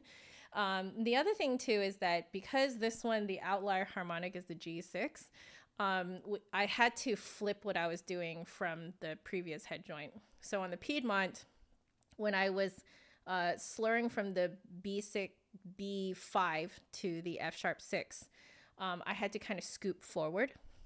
This one I have to scoop up and back, kind of like just kind of scooping up, basically up the tooth a little bit.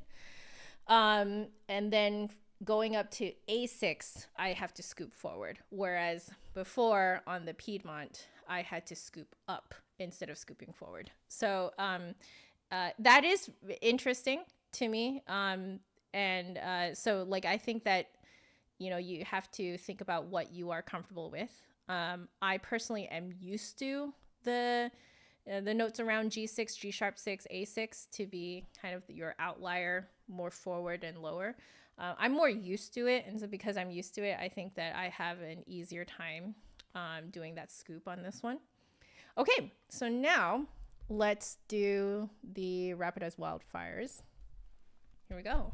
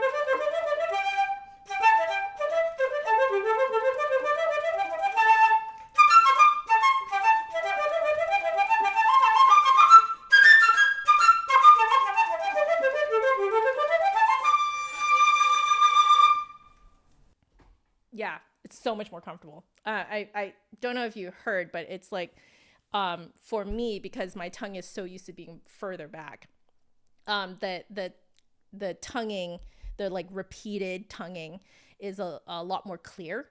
So yeah, this is for a person who likes to tongue more so against the back of their teeth rather than doing the lugga lugga lugga lugga. If you were to do the lugga lugga on this, it's probably going to end up sounding very floofy, like you're going flah, flah, flah. In fact, let's try it. I'm curious.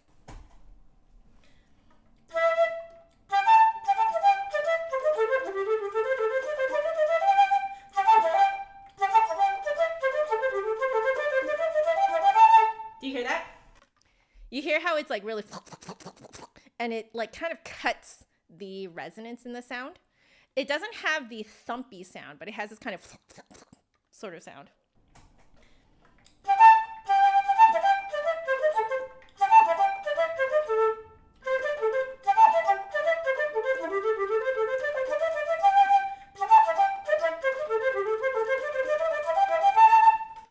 So if you ever sound like that on a flute, you probably know that you tongue too far forward for that flute. So I'm going to move it back again so you guys can hear that back-to-back comparison.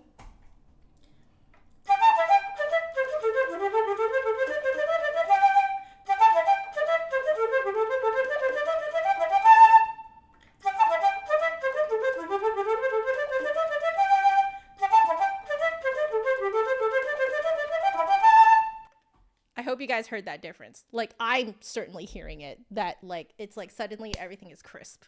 And for this flute, it's because I moved it back to behind my teeth.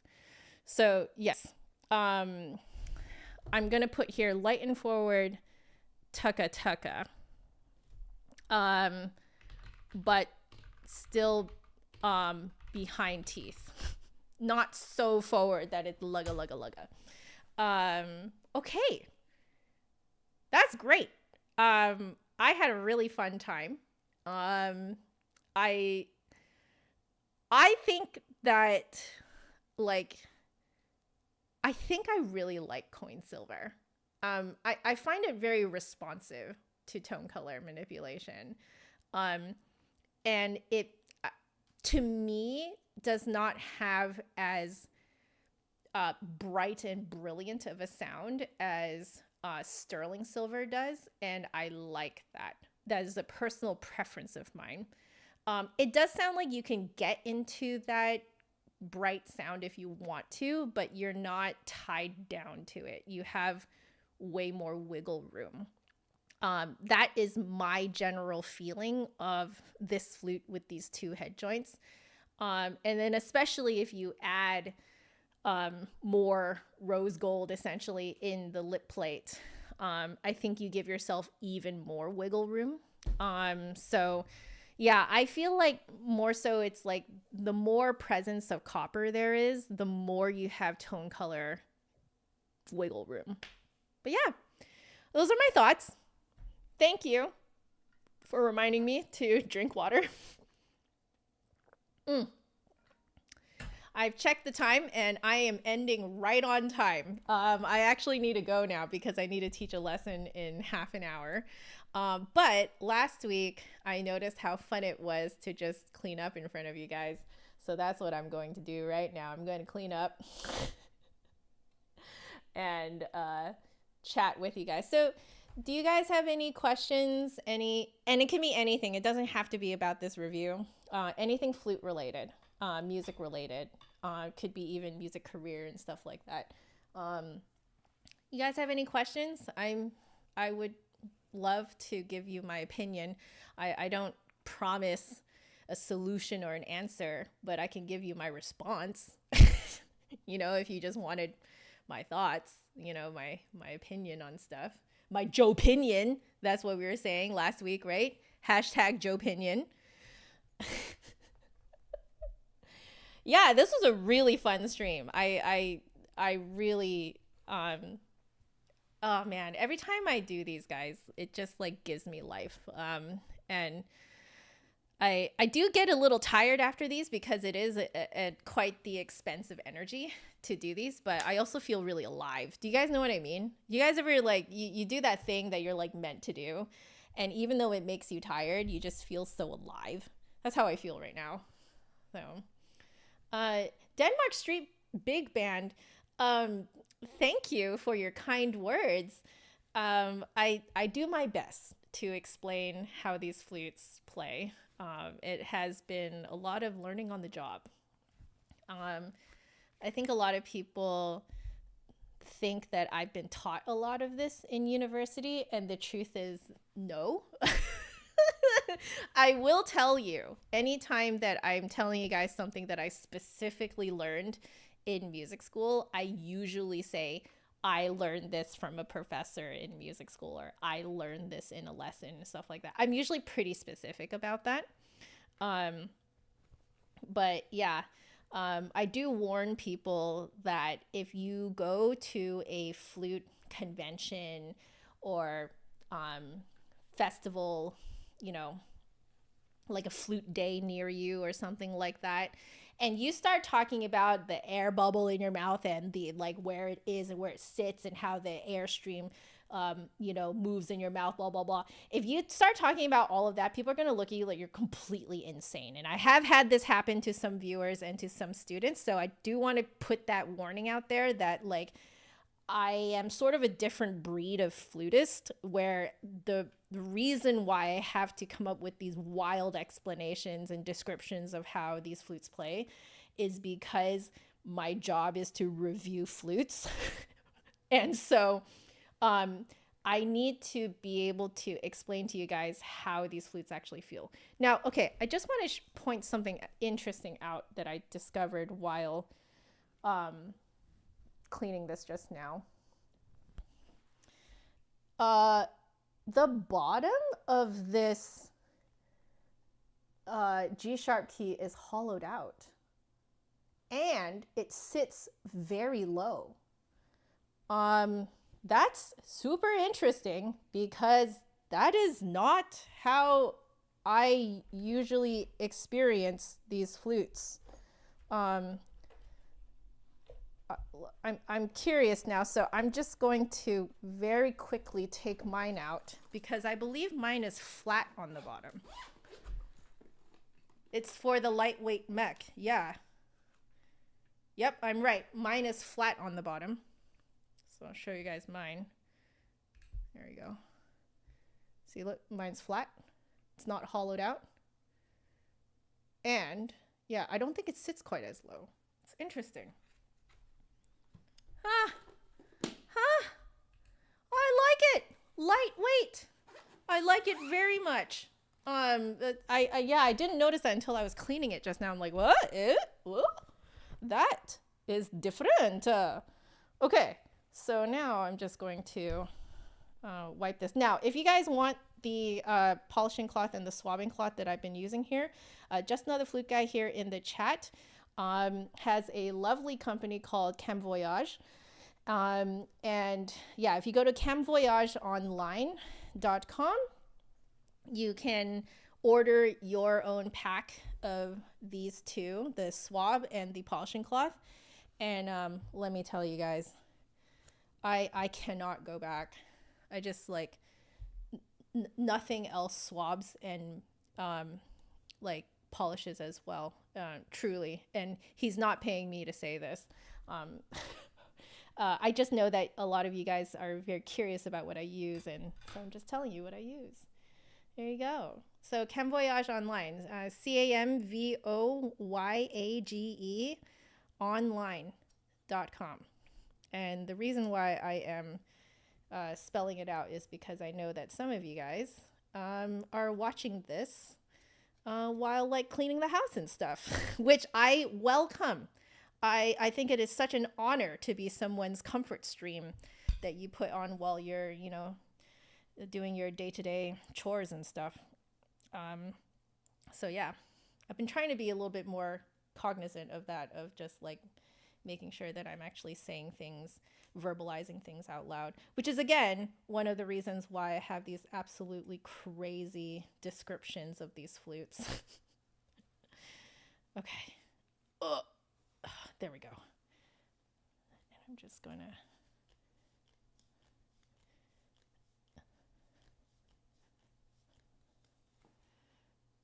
And it is delightfully dry. There we go. I love it. Love it so much. Right, I do need to wipe it down though. So I'm gonna wipe it down really quick. Let me just get this out. It would be great if I talk more about how I conceptualize the air inside my mouth with the flute. So, I don't know if I would use the word conceptualize. It's more that I'm trying to, I am becoming aware of how the air moves in my mouth. Like, is it hitting a spot and then kind of jumping up, or is it like just straight on, or am I going up and then down? You know, something like that. Does it feel like it's kind of coming up, you know, and then down, you know? I find that each flute kind of likes it differently. So for me, it was more so just kind of becoming aware of how the air travels in my mouth. And I figure it out by where I can feel it like hitting. So like I can feel where the air is making contact with some point in my mouth, some surface in my mouth. And what I'm doing is I'm connecting the dots. So I'm like, I can feel it, you know, on like the top of the roof of my mouth here. And then maybe I'm feeling it down here now, in front of my lower teeth. And so I'm just kind of connecting the dots and being like, this is how I'm feeling the air is traveling inside my mouth. So there are some flutes that play like that. There are also some flutes where I can absolutely feel that when the airstream is just traveling straight through my mouth, the reason I can feel that is because I don't feel it hitting a point in the roof of my mouth before hitting like where the air bubble needs to sit, kind of like where it needs to, where I need to open the mouth out for certain notes. And I'm not feeling it hit anywhere like in the bottom, like in the bottom of my mouth, in the jaw area, the area behind the lower front teeth. I'm not feeling that either. I'm literally just feeling that like air is just traveling straight. And it's because of the lack of feeling that it's hitting a surface in the mouth. So I guess a better way of explaining this is that I'm playing connect the dots all the time, and I am kind of inferring from where I can feel the airstream hitting inside of my mouth. Like I can infer what the airstream is doing. And then what I do is after I infer what it's doing, then I test it, because I will very intentionally move my airstream in the way that I inferred. And that kind of acts as a, like, it's like making a hypothesis and then testing it. So that's why I'm kind of going back and forth and playing the same thing over and over again, because I'm making a hypothesis, and then I'm playing connect the dots, making a hypothesis from it, and then testing it. And then if I test it and it works, then I'm like, okay, for me, I have confirmed that this is how the air moves in my mouth. So I hope that explains a little better how I do this. Yeah.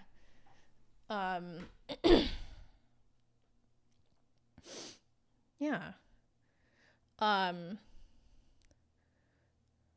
Let's see.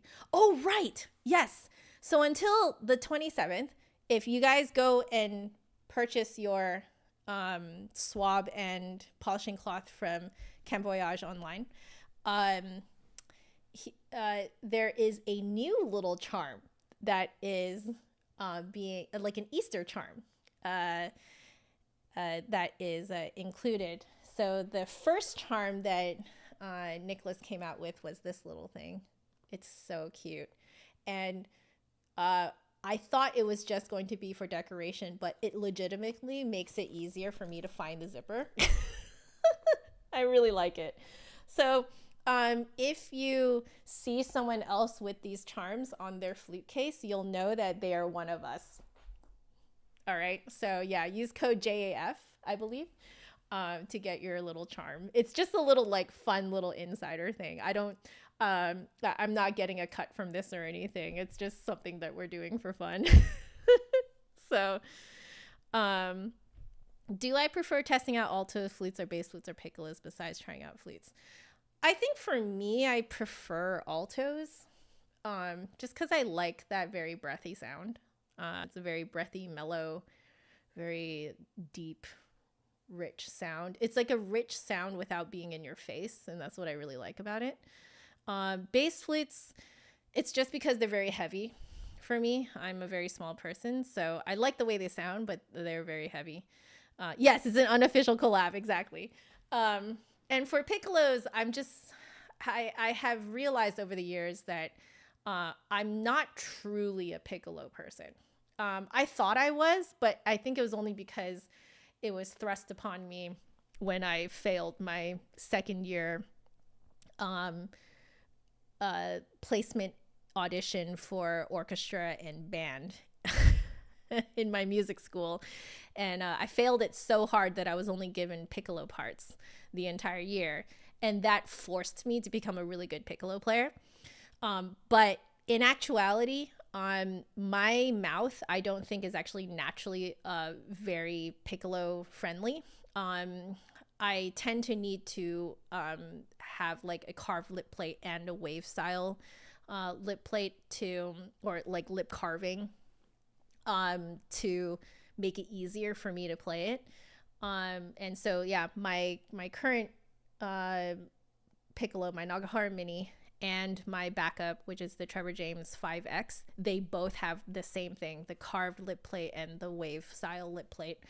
So yeah, and I feel like that pretty much confirms that I'm not actually naturally a piccolo player, and there's nothing wrong with that. It's just, that's just the way I am. So reviewing piccolos is always a little bit of a like I get a little apprehensive about it, mostly because I just know that I'm not like your top piccolo player. But I try my best to still review it and give you guys enough information so that you guys can shop for something that works for you. So I don't know. I don't know if I'm going to do more bass flute reviews. We'll see what's convenient. You've definitely grown to like the piccolo. No, I totally get it. It definitely was sort of like a relationship that I had to work on really hard with the piccolo, because at first, yeah, I remember the first time I tried to play a piccolo, I couldn't even get a sound out. I just couldn't even get a sound out. And yeah, that was very discouraging. Yeah, I couldn't get a sound out for a really long time, and I felt like I was working 5 to 10 times as hard as other piccolo players to play it. Yeah, it's just I don't really actually think my mouth is really naturally formed for piccolo playing. My overbite players are really good. If you have an overbite, you probably play the piccolo really well. Yeah, you were also thrust upon it, or the piccolo was thrust upon you, right? Yeah. I think a lot of us, like I have learned to really enjoy the piccolo. Like I've learned to enjoy it, but it's not natural for me. It really is a whole nother beast. It's like learning to play an entirely different instrument. Yeah. So anyway, I am taking a look at the time, and I do need to sign off now. I am done, cleaning up the flute now. So, sorry guys. Here we go. So let me just there we go. That's a nice there we go. Cool. So, yeah, I need to go because I need to teach a lesson fairly soon. So thank you all so much for for joining today.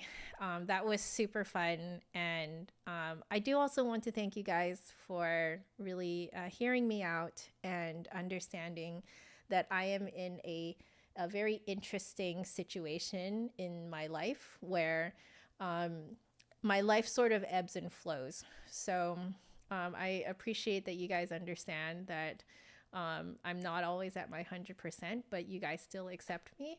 And I really appreciate that. I think that as a content creator, I'm very spoiled with that because I think that a lot of people kind of expect content creators to not be human. But I am.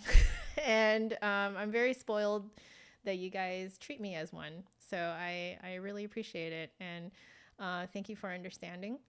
And thank you for being a nerd with me. That was super fun. So, yeah. I love you guys so much.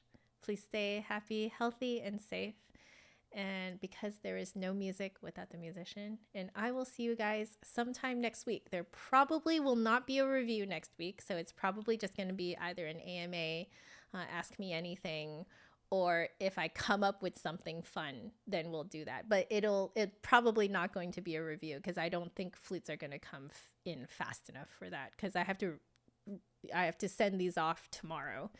And then, yeah. And then I need to email the Flute Center to figure out what other flutes they can send me. So anyway, I'll see you guys next week. Have a wonderful weekend. And yeah, keep nerding out. Love you guys.